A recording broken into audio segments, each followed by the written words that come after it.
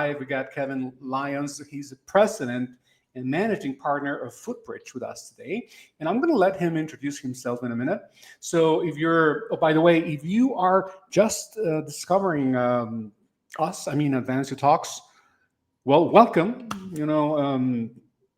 If you've been here since the beginning, since 2022, well, you know what we are about.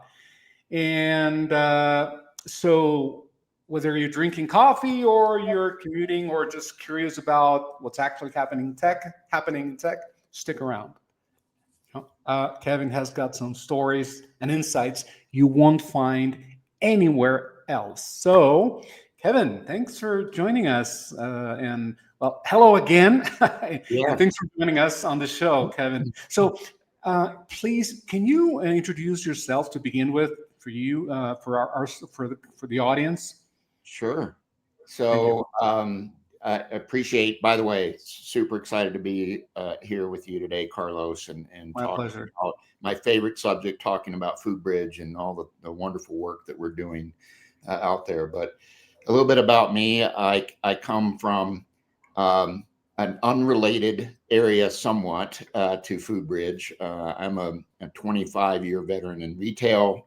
I've run companies in spaces like home shopping to consumer electronics, leading e-commerce operations for some pretty big brands, Best Buy, Sears, H.H. Gregg, etc. And my background is that I have a passion for food insecurity. I came from food insecurity, and it's always been a passion of mine. In fact, when we were at Shop LC and I ran that company based out of Austin, Texas, we actually had a 1-for-1 program where we raised meals for Akshay Patra in India and US and No Kid Hungry. Millions of meals, millions of kids that got an opportunity that they otherwise didn't have. And as I moved into consulting as a chief strategy officer for one of our partner companies with FoodBridge, as we transitioned, it was all about how can we, as a product company, find solutions that really matter, right? And that's where FoodBridge came, and it's a passion of mine. And we used our technology, which combines the best in enterprise commerce and conversational AI, to support those who are insecure. Could be food insecurity, which is what we've started with. There are lots of social determinants of health that relate to that we've really done that. So that's a little bit about me. I think people will see links throughout this presentation. If they want to learn more, they can connect with me on LinkedIn and be happy to tell my story 1,000,000 times over. Absolutely. Yeah. We're going to be displaying all your contact info so that whoever's watching and wants to get a hold of you and contact you, they're going to be able to do so. So and that's where we're going to be displaying that in a minute. And thank you for sharing a little bit about you and your background and FoodBridge as well. And well, Kevin, today we're going to be talking about a theme that I think it's very relevant, not only to your industry or to FoodBridge specifically, but to the business world as a whole, right? And we're talking about, who's not talking about AI these days? AI is all over the place. Sometimes too much. So sometimes way too much for my taste, but hey, can't help it, right? It's just, it is. It's there and it's here to stay. So it's going to impact a lot of industries, a lot of spaces. And I'm imagining that food access is no exception. So today we're going to be talking about driving AI innovation in food access, or in other words, digital. You're going to tell us a little bit about your journey as a digital transformation leader, right?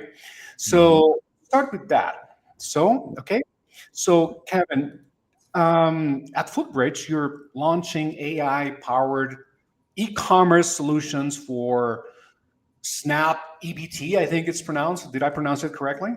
One of the many things that we support, but yeah, that's the kind of the main crux. Right. These programs. So how did you build a technical team capable of tackling such a complex social impact challenge?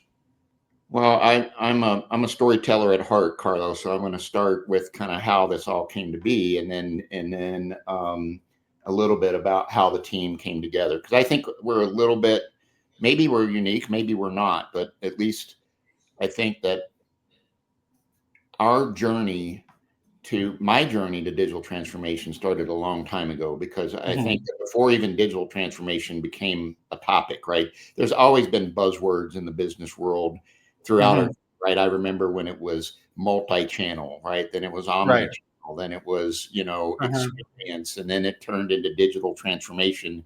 And digital transformation really, I think, became a strong buzzword during the pandemic, right? As people were Right. thinking about the force to change to digital because they had to. And I think that even before that, right, working for brands, as I mentioned, coming from the retail world, brick and mortar was strong until Amazon came along, right? And then everybody was forced to change.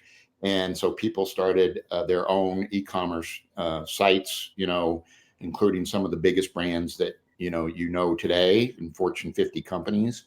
And so really that was digital transformation before that was even a word. And I think that then as I transitioned from the retail world into the consulting world, really it was bringing digital transformation front and center.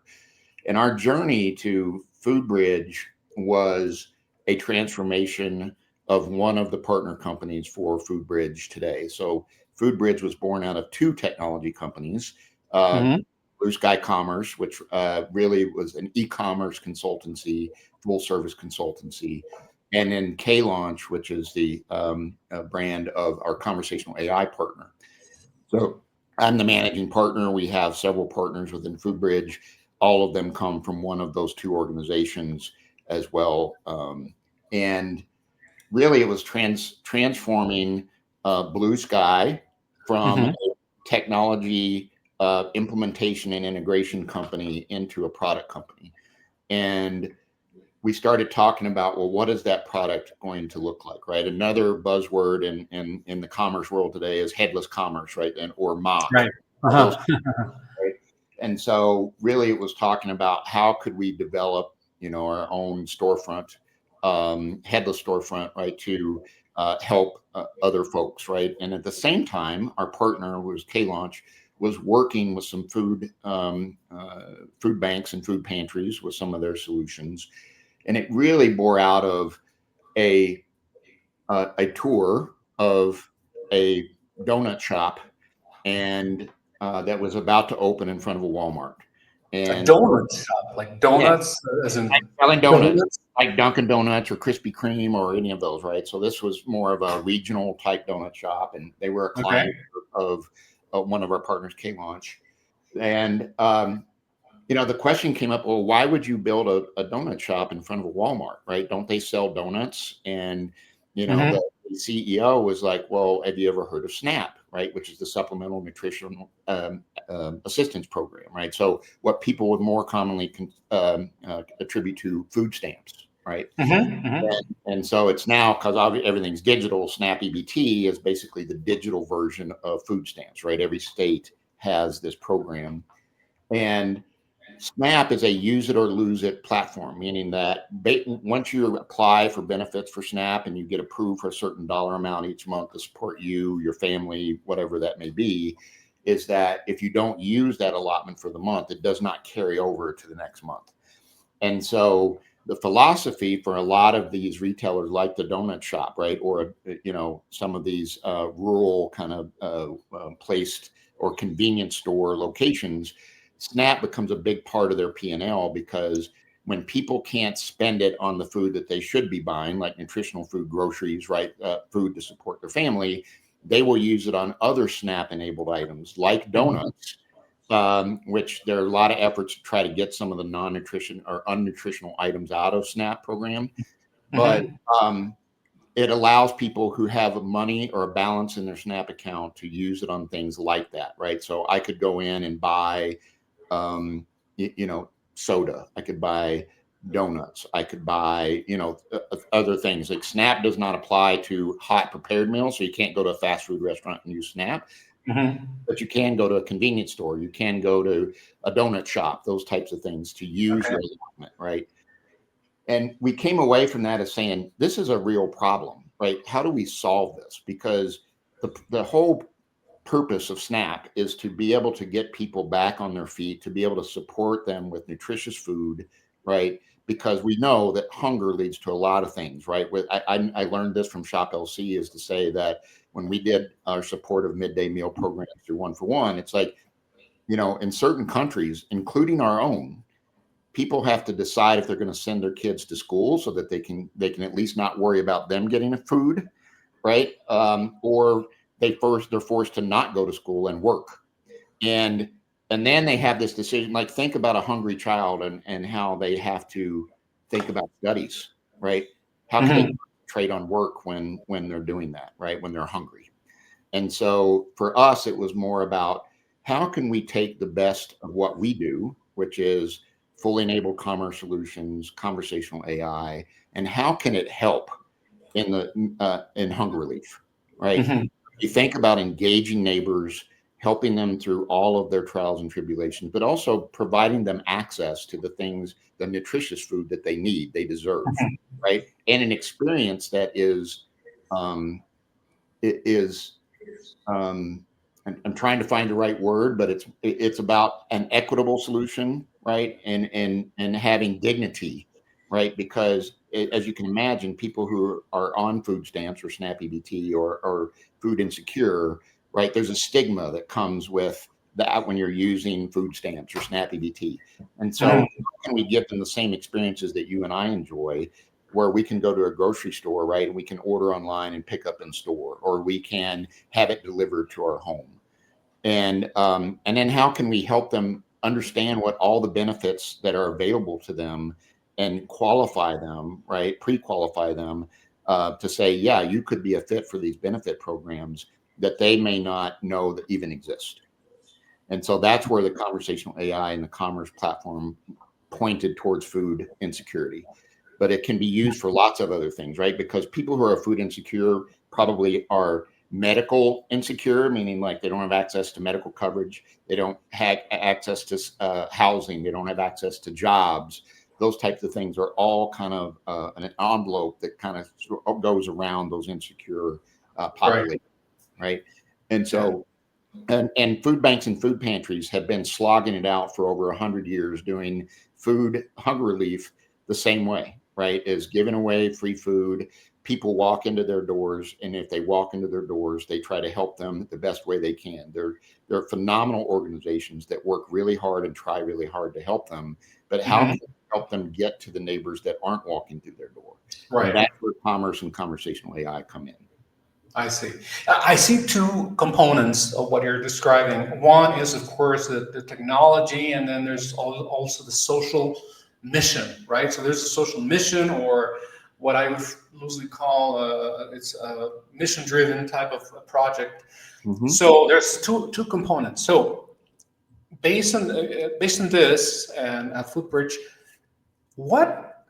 tell me what was your approach to finding AI and e-commerce talent, which is the technology part, who could understand both the technical requirements and the social mission at the same time? Yeah, so I think that we're a little bit unique, Carlos, in that regard. As I mentioned, FoodBridge was born out of two technology companies that were in conversational AI and commerce. So we had access to the talent, right? But it was really finding the right talent within the two of those organizations, right? And those two organizations were about the opportunity to concentrate on their work to do something that is good. So from the conversational AI folks, right, we had the talent there to do it. They were already doing a lot of work in the food insecurity space because their founder also came out of food insecurity. So think about an organization where you have executives or partners like myself, like some of the partners that we have who came from food insecurity. So there's a passion and an understanding about what that is like, to have empathy. and then to find the talent to say, how can we build out an organization of people who support that mission, and also are really good with empathy, because we're going to be talking to a lot of folks in the food insecurity space, both from the hunger relief organizations as well as direct neighbors, right, government, et cetera, and how do we apply that to this solution.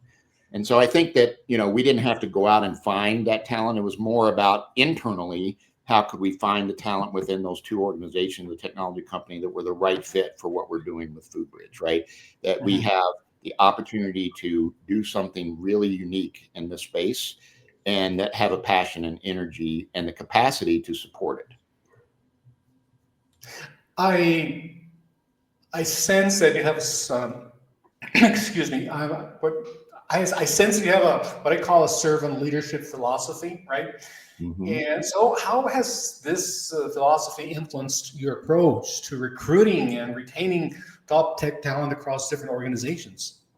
Yeah, I think that, from a servant leadership perspective, and you're right.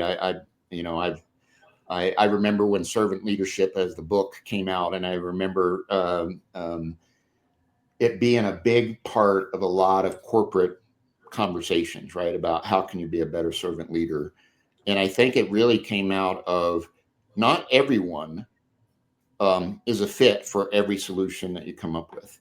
So, when you're talking to individuals, say in a one-on-one setting, right, with your employees, especially technical teams, is to say, like, we always take we take for granted the knowledge and expertise that technical people have, but we don't sometimes take the opportunity to find out what drives them as a person, as an individual. What is their why, right? Going back to the climate thing, right? And saying, and if their why is to, I want to make a difference. And we see this in the younger generations today, right? That people who they're going to college and they're trying to find a fit that is meaningful to them. And so when we had this opportunity to go after food insecurity, it's really about talking to all of the talent that you have in your organization and say, who truly has a passion and energy for making a difference outside of just the bits and bytes, right, of a technology organization, but more about making a difference. And that's really where that came out of, is just having one-on-one conversations, finding the people who have not only the talent, but the passion to do something different. Absolutely, absolutely. What about mentoring and empowerment? What role do they play in your approach to developing the technical talent within your organization? Yeah, I think that, from a mentoring perspective, I think it's just more of, I don't come from, technology. I don't think anybody would want me to code anything. However, I'm good at product management. I'm good at understanding why. And I think from a mentor perspective, it's more of, don't try to be something you're not. And then also give them the tools and, the opportunity to have conversation about what drives them, and then explain a little bit about the mission, because I think that once an individual is connected to a mission, it drives their work, their productivity, their drive a lot differently when they feel like they're connected to something. And so you just really have to continue to leverage that in all of your conversations with them, is to talk about how can you build something, but always keeping the end user in mind, but also the person who is supporting that end user. So like in the hunger relief organization, don't just build something that could reach a lot of people, like neighbors, right? But also build it simple enough that it understands. So for example, our conversational AI is at a 3rd grade reading level. It's not that the reason for that is because the audience that we're trying to reach, you're trying to make it as simple as possible so that they can understand the flow, right? If you make it too complicated, they won't engage. And the other part of that was to understand the trials and tribulations that a lot of these hunger relief organizations face, right? They don't have huge staffs. Typically, they're run by volunteers. They're run by people who are going a million miles an hour in nonprofits. So you've got to make the tools to support that solution as simple to use as possible, right? That they can quickly get in and create. So Mhm. that from a technical staff perspective, you have to constantly remind them, put their minds inside that worker and the Mhm. neighbor that they're trying to support. Great, absolutely. So, Kevin, this is fascinating because I mean, I'm listening to you, and you've done such great work that with great impact. And but if you have also worked across Fortune 500 and startup environments, Mhm. so I'm wondering how does your talent strategy differ when scaling established versus emerging tech initiatives? I think that the difference is just more about in large organizations, things tend to take longer. Right. Hmm. And Right. because again, you have a hierarchy and a structure, right, where everybody has a vested interest. You don't want to do the wrong thing because that big Right. bet can be a very impactful to that company. But people forget that in startups, that big bet can be even more impactful. It could be the difference in that startup scaling or closing. And Hmm. I think that there's a little bit more sense of urgency, right, in the smaller organization when you talk about digital transformation, about getting people to buy in on building out solutions to be truly innovative. Uh, Hmm. I ran innovation for Fortune 50 brands, right? And I feel very fortunate that we were supported a lot in those organizations, but that innovation can take time. It's a lot more of ruling by committee because you got to make sure you check all the boxes, right? Because when you're in big Right. organizations, you've got legal considerations, you've got people considerations, you obviously got business considerations. I think in the startup world, you have all of those things, but you're willing to take some bets that in large Hmm. organizations you may not do, right? Now, the flip side of that is in bigger organizations, you have the capital to go after, right? There's this security blanket that you have where Right. you're accessing the greater good of the economy of that company to be able to build out solutions, right? In a startup Hmm. world, you got to go out and get it, right? You got to bootstrap, you got to do whatever you can to build those proof of concepts to come back to say, let's keep iterating, let's keep improving until we get to a solution that we think is ready for the market. Absolutely, no doubt about it. Kevin, we're unfortunately we're coming up on time. You know, they say that time flies when you're having a great time. So that leaves room for only one more question on my end, and then we're going to wrap it up. So that question is when launching innovative platforms like those at FoodBridge, how do you identify talent who can work effectively in ambiguous or rapidly changing environments? Um, I, I think it really comes down to, again, being really crystal clear on your mission and what you're trying to drive. And then um, the talent that has that equal drive or passion, right? Again, when you're Mhm. having a conversation with these individuals, it's about finding the right people who have the same desire to change the world like you do. And that's what I really feel like we're changing the world because Mhm. food insecurity is a world problem. It's not just a US problem, right? People Right. forget that a lot of times food insecurity only exists in third world countries, but we have a Right. lot of food insecurity here, right? We have 42 million people on SNAP today, right? So think of that in a population of 300 million. That's a lot, right? Yeah. And so it does exist here. We have food deserts all over our country, nutritional food deserts, right? Mhm.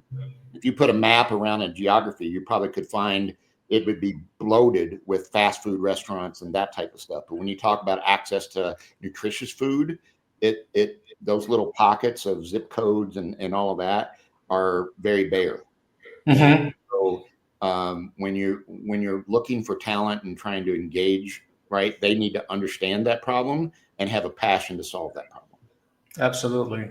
And yeah, I believe that also we can have the drive to change the world. We might not have the bandwidth to do it all, but at Right. least one veggie wrapper at a time, we Right. can probably accomplish something, right? That's right, because FoodBridge is using some pretty phenomenal technology, not to try to turn them into something they're not, but Right. just to make them more efficient, productive, and to help as many people as they can, right? It's about giving a hand up, right? Not a hand out. And so that applies to your people, that applies to your neighbors, that applies to everyone.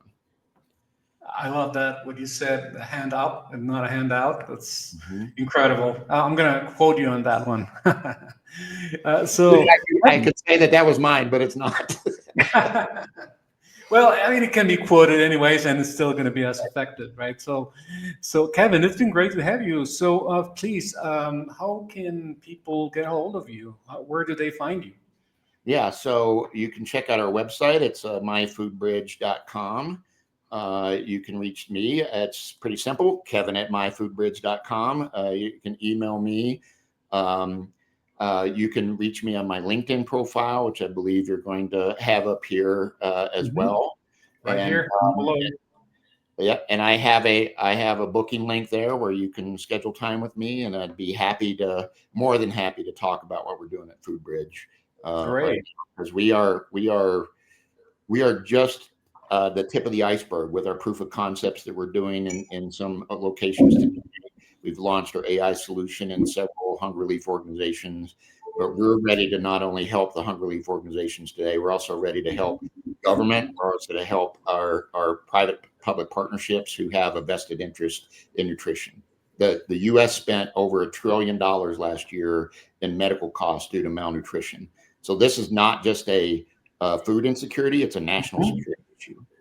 I totally agree with you. So let's just stay healthy as much as possible, right? Eating the right things, and with the help of these types of initiatives, we can accomplish something really, really great. Kevin, it's been great to have you on the show. I'm going to ask you to stick around as we make a quick announcement, and then we're going to go off the air. But please, Kevin, stick around with us for a little bit. And so what I wanted to say, folks, if you're watching, I want to make a quick announcement, because next week, right here on Advancio Talks, we are going to be having another great tech-themed conversation with Anjana Desai. She's the founder and CEO of Juntrax.